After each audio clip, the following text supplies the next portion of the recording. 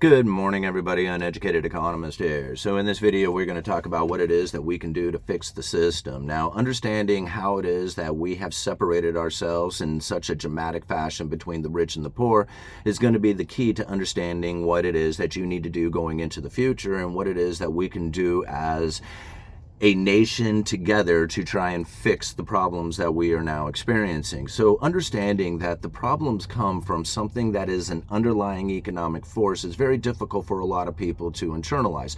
Most of the time we want to blame politicians, bankers, New World Order, something of that nature, but to understand that there are underlying economic forces that separate the rich from the poor and create the inequality that we are now experiencing will then now give you the ability to position yourself in accordance to what it is that's going to fix the system. So now, understanding that the underlying economic forces that are really at play is causing the inequality comes down to how it is that we are consuming. When new money comes into the system, no matter how it comes into the system, the way the people who have first access to the money spend that money is how it is that that creation of inequality becomes about inside of the economy. Now, I know this is kind of a confusing thing, but think about how it is that new money comes into the system and the people who have first access to that money spend that money on the items that they find most pleasurable inside of their experiences of their life. When they spend that money on those items, those services, those experiences, the people who have access to that then start spending it on their pleasures and their experiences. And on down the line it goes. The people who have last access to that money, who are at the very end of the line, they suffer the most because all these people who had access to the money first start increasing their consumption, leaving the people at the end of the line with no access to that money or very little access to that new money, and yet the prices have increased. This is what's separating the rich from the poor. Now, understanding it in that simplicity is really the key to understanding what it is that we need to do as a whole, right? As everybody together, as a community, as a nation, together to rise and fix the system, we have to understand that luxury is really the experience that is causing the problem. It's that luxurious experience. And now I know a lot of people say, hey man, I worked hard for what I have. I worked hard to get the savings built up to buy this new item, this, vacation, this new house, whatever it is that's happening out there. And I totally appreciate it. Me too. But we also have to understand it's that exact thing that is creating the problem. Now, if everybody had to just work hard to acquire the savings that they needed to buy the things in life, well, we would find that everybody is competing against each other in their skills, and some people might have better skills, better education, better position, but ultimately would be in competition against everybody else's skills. But now we're in competition against everybody else's skills and their leveraged future. So if you're trying to compete against somebody out there who has leveraged their future, well, you really just don't have a chance. Because all the hard work and everything that you are doing will never be able to save at a pace that is going to be that of equivalent to somebody who is leveraging their future out there because they have first access to that money. Now, don't get me wrong. There is going to be problems that come to the individuals who have done something like that. But the ultimate consequence for you is this exact moment of competition against those people, and you can't compete against them unless you leverage your future as well.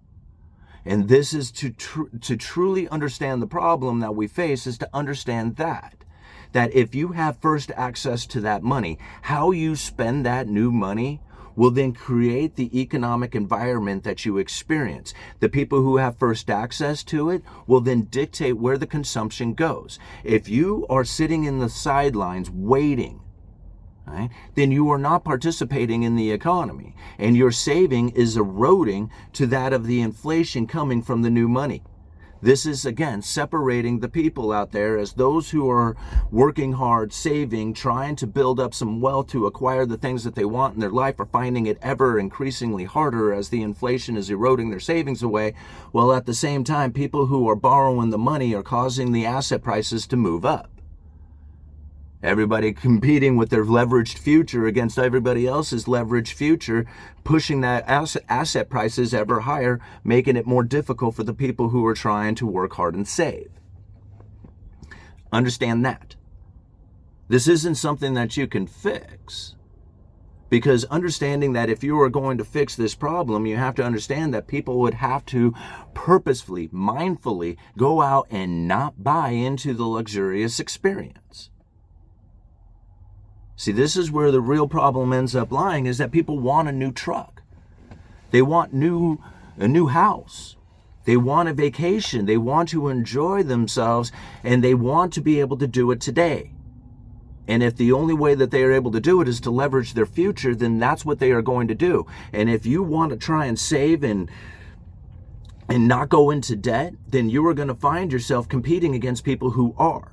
And that's why it's so expensive for you, is because everybody else has leveraged their future and you're trying to compete with your today's skills and in production, saving, competing against people who have leveraged their future. Now, on the flip side of this, because people say, well, man, that shouldn't be allowed. You shouldn't be able to do that. Well, on the flip side of that, you can take that leveraged future and move it towards cash flowing assets where it has a return on that investment. And that return on investment will then give you the ability to enjoy those luxurious experiences in a much easier fashion beyond that of just your income or leveraging your future. See, this is where the real separation starts to take place, as people who understand the system and say, well, if you're going to let me borrow money, I'm going to buy cash flowing assets to not only pay back the debt, but then give me a little bit of extra on top of that. And the people who are working hard to pay back their leveraged future, I'm going to be the one who's in receiving of that. This is what's separating the rich from the poor the most. Knowing that it's your experience that you are desperately wanting to be elevated and luxurious is what's causing the problem. How do you fix that? Luxury shaming? Like, I know people out there who bought a new vehicle and then complain about the price of it and say how expensive it is. And I think to myself, yeah, you deserve it. You deserve that high payment. You deserve to be punished for that. Because what you have done is you have separated the rich from the poor even more, making it more difficult for the average person to acquire a truck because you leverage your future and you can't even pay for it. See, I'm not trying to tell you how to live your life. I'm not trying to tell you what to do with your future. I'm not trying to tell you to not enjoy your hard work and savings and production and everything else that you've done in your life. In fact, go enjoy it. That's what makes the economy actually function, is people going out there and spending their money. Just understand that every time you leverage your future to buy a luxurious experience, there's somebody out there who's leveraging their future to buy cash flowing assets that you're going to end up paying for. This is how you fix the system. You understand the real problems that are taking place. Understand that there are economic forces that are at play that you cannot stop and you cannot control. Understand how they are impacting the environment, the economic environment, how they impact you, your life, your savings, your retirement, your business. You see these underlying economic forces that are at play, you can position yourself to take full advantage of it. Come back later for a live stream. Uneducated Economist. You guys let me know.